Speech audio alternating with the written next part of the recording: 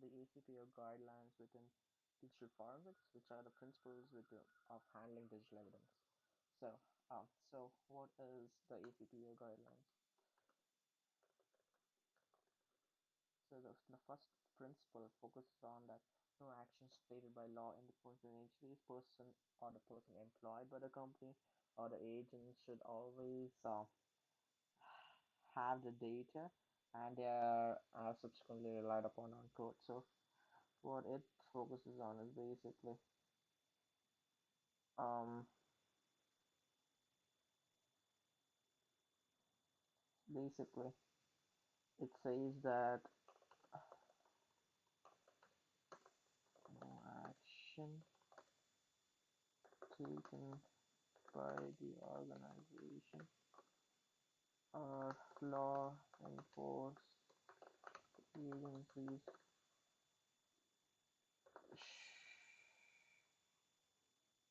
shouldn't really um, change data which could be acted um, upon within the code. So this is the first principle that the ACPI guidelines mentions it. So what it really means is that any law enforcement agency, any person employed within the agency or agent should not any change the data when they are in court. So same principle is like you need to see when there's circumstances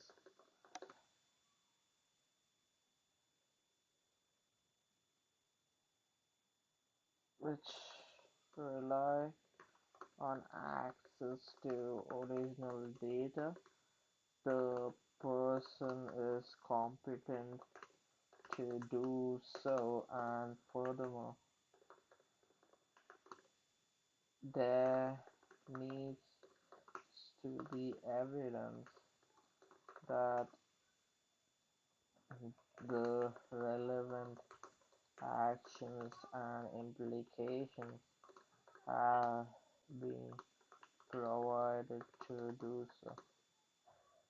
Um, this is like if you have seen CO2, you can understand that any evidence that's provided in shouldn't be changed, and if there are obligations for changing evidence within a court trial.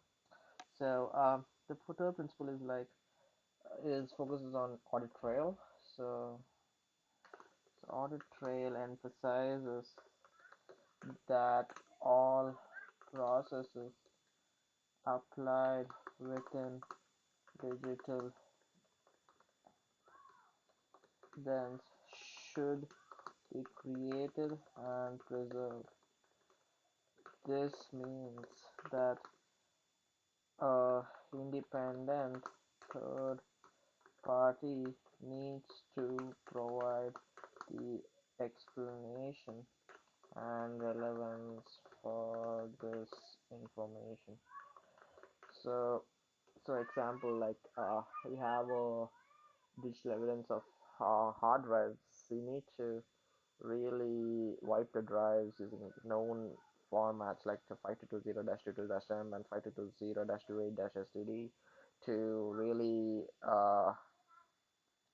ensure that trail is there for every evidence that was destroyed, and there's no evidence recovery. So this is probably the standard that we need to use when you're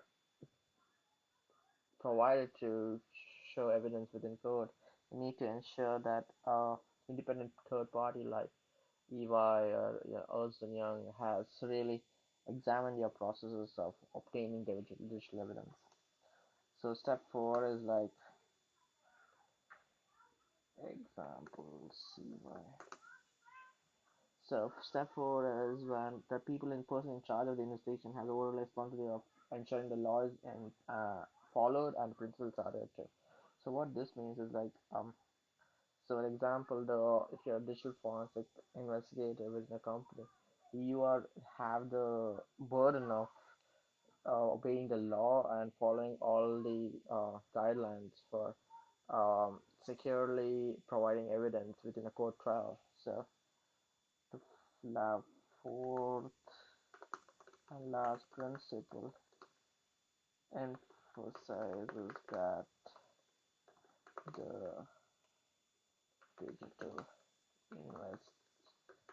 investigator has the overall responsibility to adhere to the law and ensure the principles are adhered to for the law.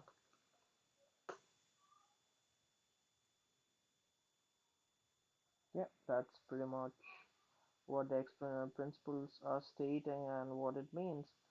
So, so, so these four conducts needs to be adhered to certain guidelines. So, some of the guidelines that you could look into would be the Forensic Science Regulator Code of Code of Practice and Conduct. So basically, and there's one more.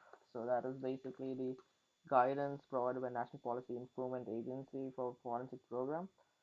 So National Policing Improvement Agency Forensic 21 program. So these are some of the guidelines you need to adhere to while looking into digital evidence gathering. So that's pretty much it. I hope you had a great time listening about what ACPO guidelines within digital forensics. Thanks for watching.